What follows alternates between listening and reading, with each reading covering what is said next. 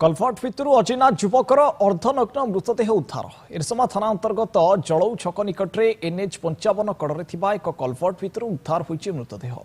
मृतदेहटी किछि दिन धरी पड़ी रही शरीर पचि जाइतिला एवं दुर्गंध बाहरुला। दुर्गंध अनुभव कर स्थानीय लोके खोजाखोजी करबा परे नला बा कलफट भितर मृतदेहटी को देखिथिले। यापर तुरंत एरसमा पुलिस को खबर दिया जाइतिला।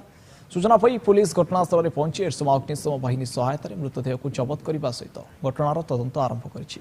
प्राथमिक तदंतर युवक को 2 ରୁ 3 दिन पूर्व हत्या करा मृतदेह को नला भितर फिंगी दि जाइतिबा संदेह करा जाउछि।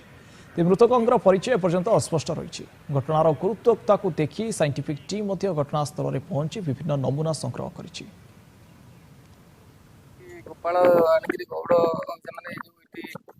महिषी पकाते महिषी देखिक से डेड बॉडी आम पिला पाखे से घेरी डाकिक कहले कहया भितर मत पिला फोन कले मुझे देखिए एमती सार मैंने सब आस थाना को इनफर्मेशन देली।